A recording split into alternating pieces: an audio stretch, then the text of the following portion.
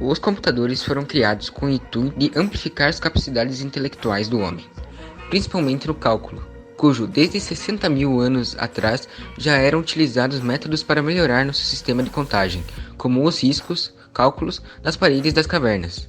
Porém, por volta de 3000 a.C., surgiu o abaço chinês. Era composto de uma armação com vários fios paralelos e contas ou arruelas deslizantes. Os fios correspondiam às posições dos dígitos em uma escala decimal, e as bolinhas denotavam os dígitos, que, de acordo com a sua posição, representavam a quantidade a ser trabalhada. A eficiência do abaço acarretou a sua programação por toda parte do mundo, em alguns países, e é usado até hoje. Um operador de ábaco bem treinado pode somar muito mais rapidamente do que muitos operadores de calculadoras eletrônicas. O ábaco possui várias versões. Em torno de 2600 a.C. apareceu o ábaco chinês, que evoluiu rapidamente e foi chamado em sua forma final de Xuanpan. De modo semelhante, apareceu no Japão o Soroban, por volta de 1700 a.C., com os tabuinhas de argilas contendo cálculos matemáticos, onde os babilônios trabalhavam com sistemas sexagesimal, que deram origem às horas, minutos e segundos. Consta que, já em torno de 500 a.C., os babilônios eram capazes de prever eclipses com exatidão. Claro, antes das placas de argila ou o ábaco, já se era contado utilizando o dedo ou pedras ou outros objetos, até mesmo com animais. Um pouco após as argilas, também surgiu no ramo do comércio um novo tipo de contagem, a dúzia e meia dúzia, onde se era contado utilizando as divisões dos dedos, que resultando em 12 cada mão. Em 70 a.C. e 50 a.C. na Grécia surgiu um artefato cujo ainda não temos muito conhecimento. Um objeto chamado Antsera, do tamanho de um laptop moderno, continha 27 engrenagens em seu interior. Esse objeto conseguia rastrear o caminho da Lua, conseguindo regular a velocidade de rotação usando duas engrenagens menores, e outras 26 com dentes para descolar a órbita, assim descobrindo 3 anos antes da Era de Ouro de Atenas, que 223 luas. Após um eclipse, a Lua e a Terra voltavam à mesma posição, 18 meses e 11 dias. Nele havia um planetário, com a Terra no centro e 5 planetas ao redor, e sabia-se que apenas poderia ter sido criado por Arquimedes. Realmente os gregos eram gênios, com seus conhecimentos sobre engrenagens sendo apenas trazidos à tona, novamente após sua queda no século V escrito em árabe e no século VIII de volta à Europa. Mas também tem outro tipo de calculadora, cujo vem da mesma época que o abaco. E você deve se perguntar, por que ele foi citado apenas agora, sendo que estamos seguindo uma ordem cronológica? É porque não se tem certeza se essa estrutura realmente funcionava para isso. Estamos falando do Stonehenge, estruturas de pedras erguidas em roda. Talvez esse possa ter sido o real primeiro computador. E conforme os intuitos apontam, eram-se utilizados para prever eventos astronômicos, prevendo o alinhamento de corpos celestes, o que influenciava na agricultura e guerra. Mas como foi dito, não são evidências tão concretas. Eles também podem ter sido usados como templo religioso ou outro tipo de coisa. Antes de avançar para séculos à frente, temos que ir a 200 a.C.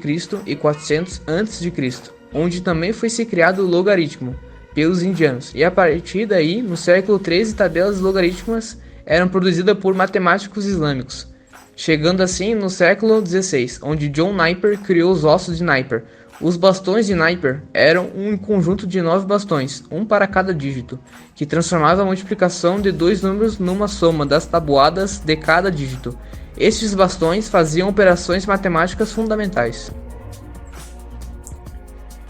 Porém, com a primeira máquina da verdade constituída por William Scarth, Cuco podia realizar seus cálculos fundamentais. Porém, acabou sendo perdido durante a Guerra dos 30 Anos, chegando então a Blaise Pascal, com seus 18 anos, desenvolveu uma máquina para auxiliar seu trabalho de contabilidade, usando engrenagens de maneira similar ao odômetro, que foi aprimorada por Leibniz. Sua máquina realizava multiplicações e divisões através de somas e subtrações sucessivas, porém, assim como a de Pascal, ela era cheia de falhas e de erros. Na Revolução Industrial, em 1801, Joseph Marie Jacquard, um mecânico francês, inventou um tear mecânico, controlando por cartões perfurados, sendo capaz de fazer a máquina produzir tecidos e desenhos bonitos e intricados. Foi com Charles Babbage que o computador moderno começou a ganhar forma. através do seu trabalho no engenho analítico. O equipamento, apesar de nunca ter sido constituído com sucesso, possuía todas as funcionalidades do computador moderno. Foi descrito originalmente em 1837, mas o equipamento gênero tivesse sido construído com sucesso. O grande diferencial do sistema Babbage era o fato que seu dispositivo foi projetado para ser programável, item imprescindível para qualquer computador moderno.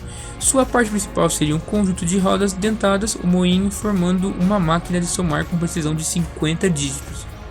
As instruções seriam lidas dos cartões perfurados. Os cartões seriam lidos em um dispositivo de entrada e armazenados para futuros referentes. Durante sua colaboração, a matemática Ada Lovelace publicou os primeiros programas de computador em uma série de notas para o engenho analítico. Por isso, Lovelace é popularmente considerada como a primeira programadora da história. Em parceria com Charles Babbage, Ada Augusta Coolidge Lovelace, filha do poeta Lord Byron, era matemática amadora e entusiasta. Ela se tornou a pioneira da lógica de programação, escrevendo séries de instruções para o calculador analítico.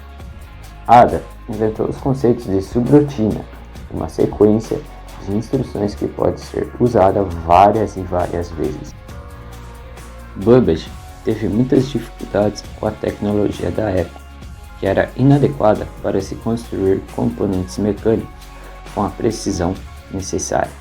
Com a suspensão do financiamento por parte do governo britânico, Babbage e Ada utilizaram a fortuna da família Byron até a falência, sem que pudessem concluir o projeto. E assim, o calculador analítico nunca foi construído.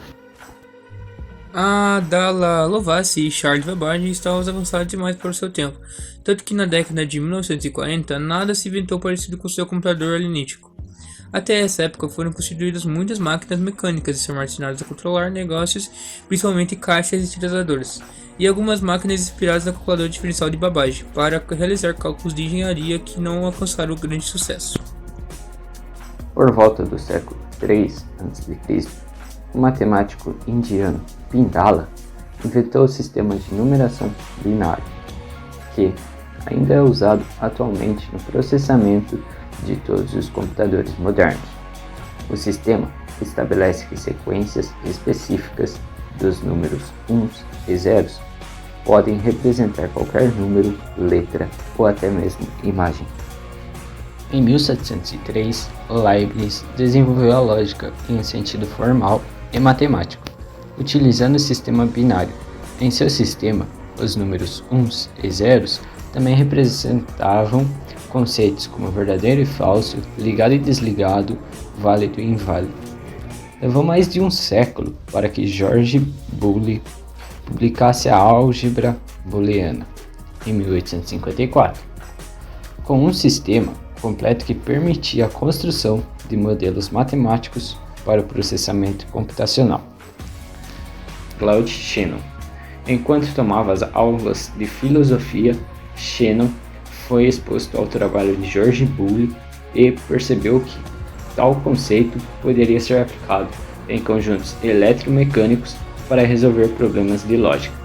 Tal ideia, que utiliza propriedades de circuitos eletrônicos para a lógica, é o conceito básico de todos os computadores digitais. Shannon desenvolveu a teoria da informação no artigo de 1948, a Mathematical Theory of Communication, cujo conteúdo serve como fundamento para áreas de estudo, como compreensão de dados e criptografia. Em 1889, o Dr. Hermann Olerich, fundador da atual IBM, foi o responsável por uma das grandes mudanças na maneira de se processar dados da época. O próximo avanço foi feito pelo mesmo, que inventou uma máquina capaz de processar dados baseada na separação de cartões perfurados.